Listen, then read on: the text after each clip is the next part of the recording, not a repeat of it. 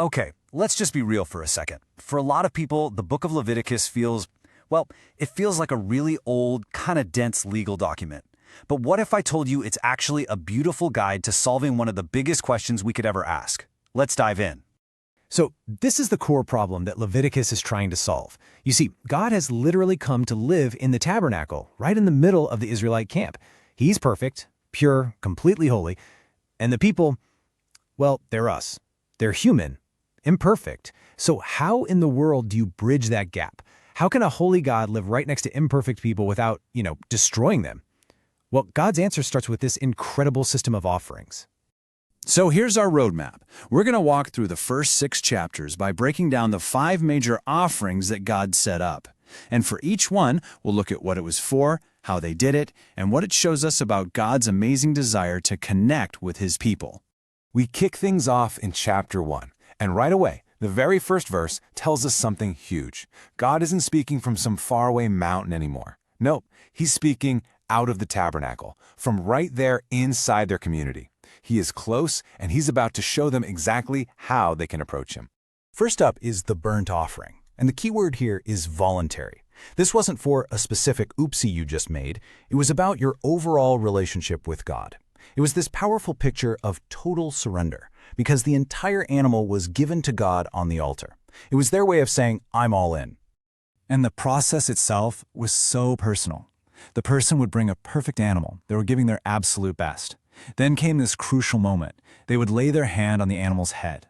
This was a symbolic act of identification. It was like saying, this animal is my substitute. It's taking my place.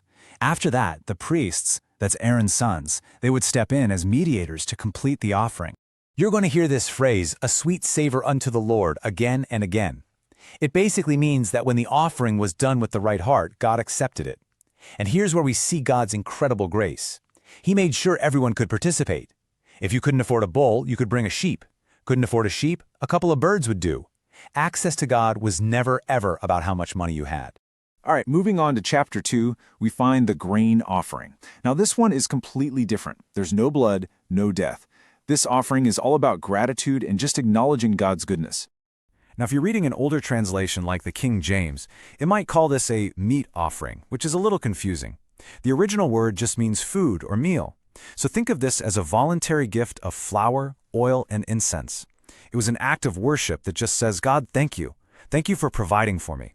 The ingredients themselves were packed with meaning. Leaven, or yeast, which makes bread rise, often represented corruption or sin in the Bible, so it was a big no-no on the altar. But salt?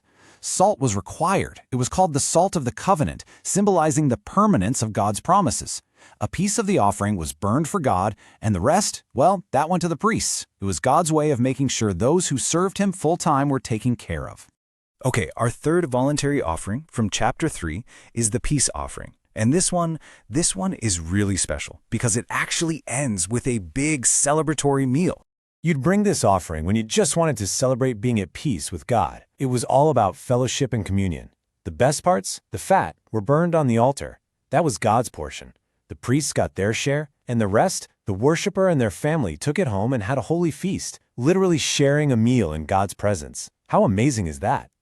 So if we just pause for a second, you can see how these first 3 offerings paint a beautiful picture. You've got total devotion with the burnt offering, pure thanksgiving with the grain offering, and joyful fellowship with the peace offering. But what happens when that peace gets broken? Well, that brings us to chapter 4 and the mandatory offerings. These were not optional. The sin offering was designed for a very specific situation, when someone unintentionally broke one of God's commands.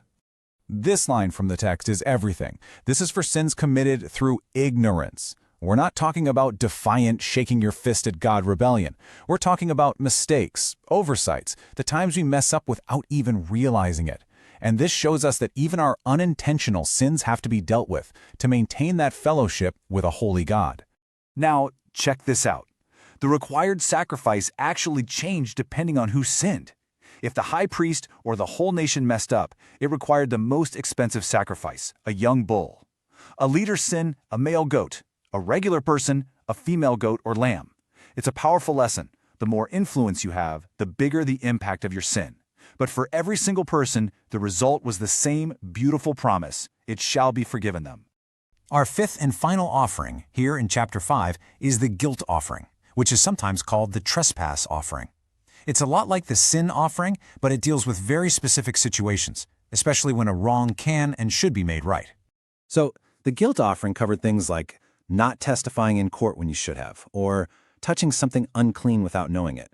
But it also covered sins against your neighbor, like being dishonest or stealing. And what's so crucial here is that this offering demanded more than just a sacrifice. The person also had to make restitution.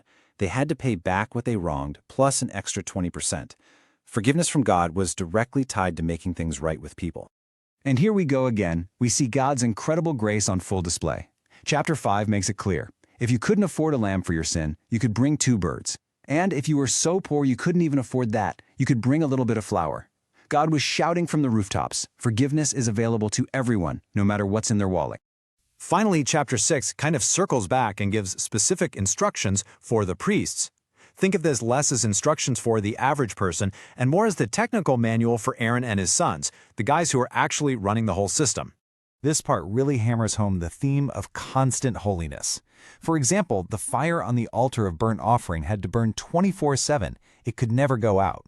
What a powerful symbol of continuous worship and the fact that the way to atonement was always available. The priests had to be so careful, treating holy things as holy, because they were working right in the presence of God Himself.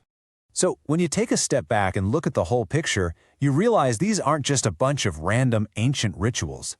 They form this comprehensive, brilliant system that God designed to allow His people to live in a real relationship with Him.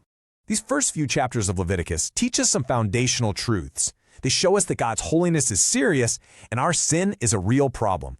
But they also show that God Himself, in His amazing grace, provides the way back. He provides the substitute, the path for forgiveness, and the way to have thanksgiving, worship, and fellowship with Him. You know, this whole system is really pointing forward. It shows our deep need for a substitute to take our place, and a mediator to stand in the gap for us. The pattern might be ancient, but the ideas of holiness, grace, atonement, and communion, they are absolutely timeless. And that leaves us with a big question to think about. What does this ancient blueprint reveal about the nature of true worship for us today?